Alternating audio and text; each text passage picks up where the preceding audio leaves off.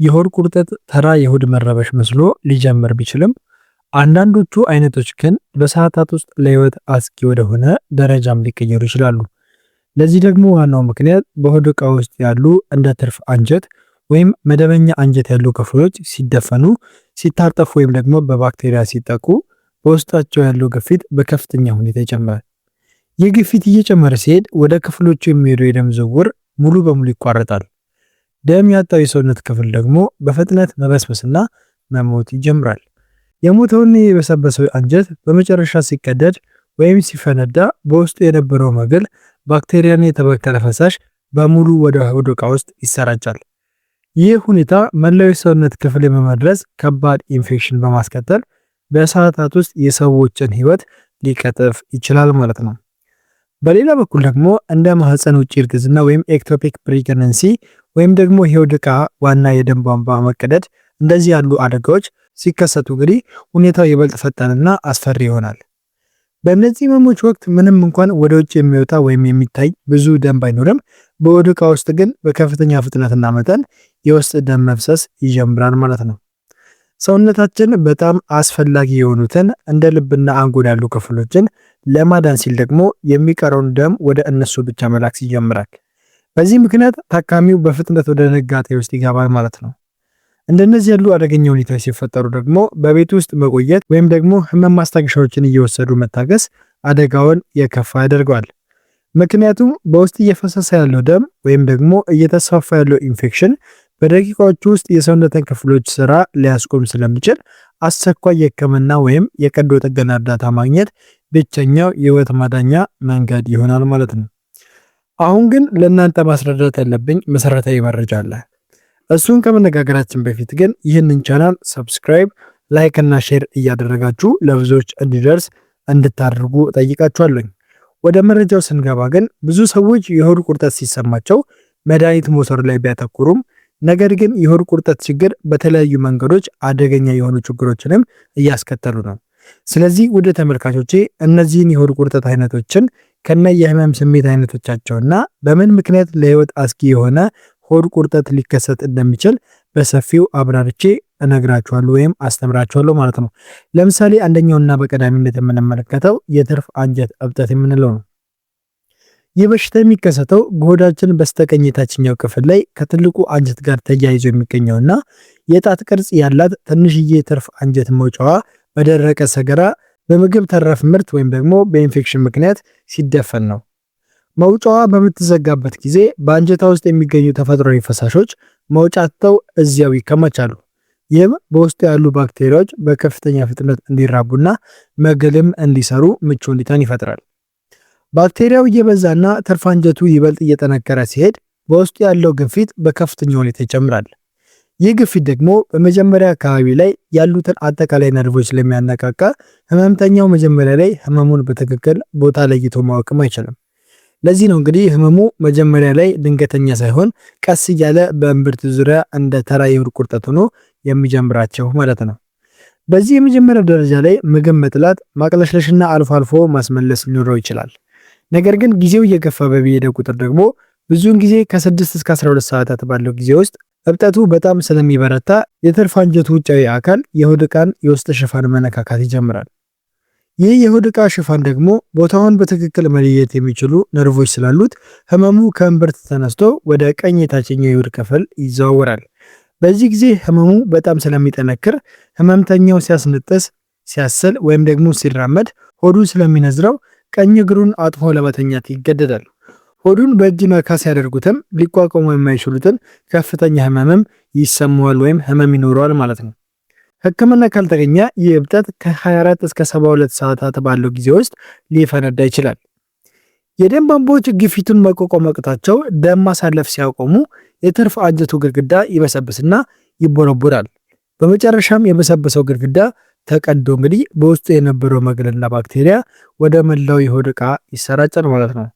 ትርፍ አንጀቱ በሚፈነዳበት ቅጽበት በውስጡ የነበረው ግፊት ስለሚቀንስ ህመምተኛው ለተወሰነ ጊዜ ህመሙ የለቀቀውና የተሻለው ሊመስለው ይችላል። ነገር ግን ከጥቂት ሰዓታት በኋላ ባክቴሪያው መላ ሆዱን ስለሚያጠቃው ከፍተኛ ትኩሳት፣ የሆድ መድረቅና መገተርም እንዲሁም ደግሞ መላ ሰውነትን የሚመርዝ ለህይወት አስጊ ኢንፌክሽን ያስከትልበታል ማለት ነው። ስለዚህ ይህንን ምልክት እንዳያችሁ በፍጥነት ወደ ህክምና መሄድና በቀዶ ጥገና ማስወጣት ብቸኛው መፍትሄ ነው ማለት ነው። ሁለተኛው ደግሞ የአንጀት መታጠፍ ወይም ደግሞ መዘጋት ነው። ይህ አደገኛ የሆድ ህመም አይነት የሚከሰተው በትንሽዬ ወይም ደግሞ በትልቁ አንጀት ውስጥ የሚጓዙት ምግቦች፣ ፈሳሾችና ጋዞች ሙሉ በሙሉ ወይም ደግሞ በከፊል መንቀሳቀስ አቅቷቸው ሲደፈኑ ነው። ለአንጀት መዘጋት ዋና ዋና ምክንያቶች ቀደም ሲል በተደረገ የሆድ ቀዶ ጥገና ምክንያት የሚፈጠሩ የውስጥ ቁስል ጠባሳዎች፣ አንጀት በራሱ ላይ ሲጠማዘዝ፣ አንጀት እርስ በራሱ ሲነካካ ወይም ደግሞ በእጢዎች ምክንያት የደም ቧንቧ ሲጠብ ነው ማለት ነው። የአንጀት መዘጋት በሚከሰትበት ጊዜ በሆድ ውስጥ በጣም አስፈሪና ፈጣን የሆነ የሰውነት መዛባት ይጀምራል። አንጀት የተደፈነውን መንገድ ሰብሮ ለማለፍና በውስጡ ያለውን ይዘት ወደፊት ለመግፋት ሲል በኃይል መኮማተርና መንቀሳቀስ ይጀምራል። ይህ የአንጀት መወጣጠርና እልህ አስጨራሽ ሙከራ በሰውየው ላይ ማዕበል መሰል የሆነ በየተወሰነ ደቂቃው እየመጣ የሚለቅ በጣም ኃይለኛና ሊቋቋሙ የማይችሉት የሆድ ቁርጠትም ይፈጠራል ማለት ነው። መንገዱ ሙሉ በሙሉ እስከተዘጋ ድረስ የታገደው አየርና ፈሳሽ ወደፊት መሄድ ሲያቅተው ወደ ኋላ መመለስ ይጀምራል። በዚህ ምክንያት ህመምተኛው መጀመሪያ የተመገበውን ምግብ፣ ቀጥሎም አረንጓዴ ወይም ደግሞ ቢጫ መራራ የሐሞት ፈሳሽ፣ በመጨረሻም ደግሞ የሰገራ ሽታና መልክ ያለው ፈሳሽ በኃይል ማስታወቅ ይጀምራል ማለት ነው። በተመሳሳይ ጊዜ ምንም አይነት ጋዝ ወይም ደግሞ ንፋስ መውጣትም ሆነ አይነ ምድር ወይም ሰገራ መጸዳዳት በፍጹም አይችልም። ሆዱም በጋዝ ተወጥሮ እንደ ከበሮ ይነፋል ማለት ነው። ይህ ሁኔታ አስቸኳይ ህክምና እርዳታ ካላገኘ በሰዓታት ውስጥ ለህይወት አስጊ መሆን ይጀምራል። በአንጀት ግድግዳ ላይ የሚፈጠረው ግፊት እጅግ ከፍተኛ ከመሆኑ የተነሳ ወደ አንጀት ቲሾች ደም የሚያደርሱትን ጥቃቅን የደም ቧንቧዎች ጨፍልቆ ይዘጋቸዋል። ደም ያጣው የአንጀት ክፍል ኦክሲጅን ስለሚያጥረው ደግሞ በፍጥነት መሞትና መበስመስ ይጀምራል። የበሰበሰው አንጀት ደግሞ ጥንካሬ ስለማይኖረው በቀላሉ ተቀዶ በመበሳት እንግዲህ በውስጡ ያለው በቢሊዮን የሚቆጠር ባክቴሪያና የተበከለ ፈሳሽ በቀጥታ ወደ ወደቃችሁ ይፈሳል ማለት ነው። ይህ በሚሆንበት ጊዜ ደግሞ መላው ሰውነት በኢንፌክሽን ተመርዞ ወደ ድንጋጤ ስለሚገባ ህመምተኛውን ማዳን በጣም አስቸጋሪ ይሆናል። ስለዚህ እነዚህን ምልክቶች እንዳያችሁ በአስቸኳይ ወደ ሆስፒታል መሄድና በአብዛኛው በቀዶ ጥገና መንገዱን ማስከፈት ብቸኛው የህይወት ማዳኛ መንገድ ነው ማለት ነው። ሶስተኛ ነጥባችን ደግሞ የማህፀን ውጪ እርግዝና ወይም ኤክቶፒክ ፕሬግናንሲ የምንለው ነው። ይህ በሴቶች ላይ ብቻ የሚከሰትና በሰዓታት ውስጥ ለህይወት አስጊ ወደሆነ ደረጃ ሊቀየር የሚችል እጅግ አደገኛ የህክምና ሁኔታ ነው። መደበኛ እርግዝና በሚፈጠርበት ጊዜ የሴቷ እንቁላል የወንዱ ዘር በወሊድ ቱቦ ውስጥ ከተገናኙ በኋላ ተጉዞ ማህፀን ውስጥ ይቀመጣሉ፣ እዚያም ያድጋሉ ማለት ነው። የማህፀን ውጪ እርግዝና የሚባለው ግን የዳበረው እንቁላል ወደ ማህፀን መጓዝ አቅቶት እዚያው ጠባብ በሆነው የወሊድ ቱቦ ግድግዳ ላይ ተጣብቆ ማደግ ሲጀምር ነው። ማህፀን ለጽንስ እድገት ተፈጥሯዊ የመለጠጥ ብቃት ያለው ትልቅ ጡንቻ ሲሆን፣ የወሊድ ቱቦ ግን በጣም ቀጭንና የመለጠጥ አቅም የሌለው አነስተኛ ቧንቧ ነው። ጽንሱ እያደገ ሲሄድ ቱቦውን እየወጠረው ይመጣል። በዚህ ምክንያት መጀመሪያ አካባቢ በሆድ የታችኛው ክፍል በስተቀኝ ወይም ደግሞ በስተግራ በኩል ወይም ደግሞ በጽንሱ ባለበት በኩል የሚቆራረጥና የሚደጋገም የሆድ ወይም ደግሞ የዳሌ ቁርጠት ይጀምራል። ከዚህ ጋር ተያይዞ መጠነኛ የሆነ የሴት ብልት ደም መፍሰስ እንዲሁም ደግሞ የወር አበባ መቅረትም ምልክቶች ሊታዩ ይችላሉ ማለት ነው። አደገኛውና አስፈሪው ደረጃ የሚመጣው ጽንሱ እያደገ ሄዶ የወሊድ ቱቦውን ሙሉ በሙሉ በሚቀደውና በሚበጥሰው ጊዜ ነው።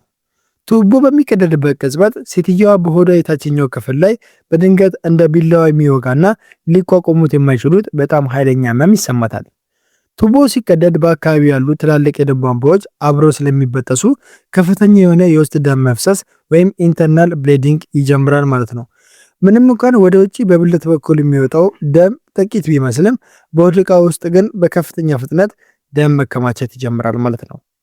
ይህ በሆድ ውስጥ የሚፈሰው ደም ወደ ላይ ተራምዶ እንግዲህ ዲያፍራም የተባለውን የደረትና የሆድ መለያ ጡንቻ ሲነካው ህመሙ በሚገርም ሁኔታ እስከ ትከሻ ጫፍ ድረስ ሊወጣ ይችላል።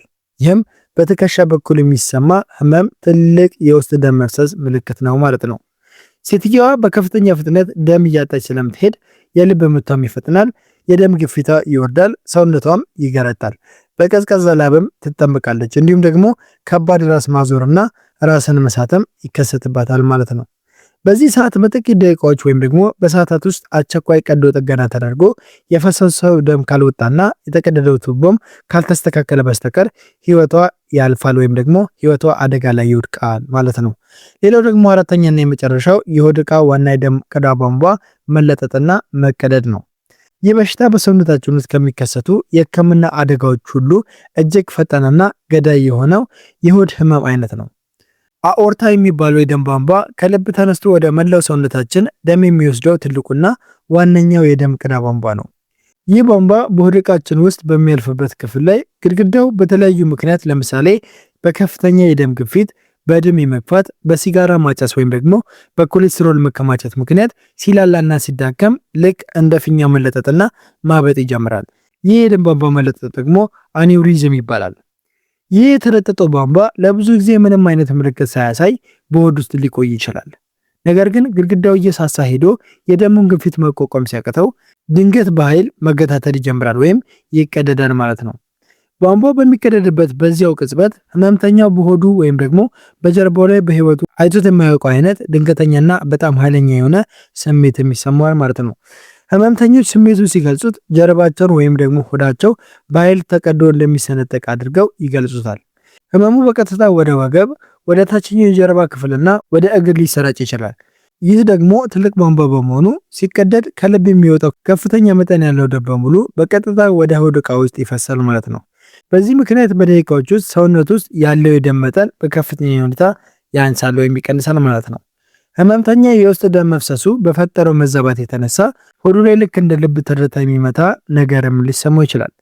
ከፍተኛ ደም በማጣቱ ምክንያት ደግሞ የታካሚው የደም ግፊት በከፍተኛ ፍጥነት ይወርዳል። የልብ ምቱ ከመጠን በላይ ይፈጥናል። ቆዳውም ይቀዘቅዛል፣ እንዲሁም ደግሞ መገርጠትም ይጀምራል። ታካሚው ግራ መጋባትና ከባድ የመጫጫን ስሜትም ታይቶበት በፍጥነት ራሱን መሳትም ሊፈጠርበት ይችላል ማለት ነው። ይህ አደጋ ከተከሰተ በኋላ ታካሚው በደቂቃዎች ውስጥ ሆስፒታል ደርሶ አስቸኳይ የቀዶ ጥገና ህክምና ካላገኘ በህይወት የመትረፍ እድሉ እጅግ በጣም ጠባብ ይሆናል ማለት ነው። ስለዚህ የጀርባና የሆድ መሰንጠቅ የሚመስል ድንገተኛ ህመም ሲከሰት አንድም ሰከንድ ሳያባክን ወደ ድንገተኛ ህክምና መሮጥ ያስፈልጋቸዋል ማለት ነው። እንግዲህ ውድ ተመልካቾቼ በዛሬው ቆይታችን በሰውነታችን ላይ በድንገትም ሆነ በሂደት ሊከሰቱ የሚችሉትን በፍጹም ቸል ሊባሉ የማይገባቸውን አስጊ የሆድ ቁርጠት አይነቶችንና ምልክቶቻቸውን በዝርዝር አይተናል። የሆድ ቁርጠት ተራ የጋዝ ወይም ደግሞ የምግብ አለመስማማት ሊሆን ቢችልም እንደ ትርፍ አንጀት፣ የሐሞት ከረጢት ወይም ደግሞ የኩላሊት ጠጠርና የውስጥ አካላት መመረዝም እንደነዚህ ያሉ አደገኛ የጤና እክሎች ምልክትም ሊሆን እንደሚችል ማወቅ አለባችሁ ማለት ነው። እነዚህን አስጊ ምልክቶች ቀድመ መለየትና በወቅቱ ወደ ህክምና ተቋም መሄድ ህይወትን ሊያድን የሚችል ወሳኝ እርምጃ መሆኑንም ሁልጊዜ ማስታወስ አለባችሁ ማለት ነው። ይህ መረጃ ለእናንተም ወይም ደግሞ ለምትወዳችሁ ጓደኞቻችሁ ጠቃሚ ነው ካገኛችሁት ላይክ እና ሼር በማድረግ ግንዛቤ ብሎን እንዲደርስና ህይወትን እንዲታደግ አድርጉ።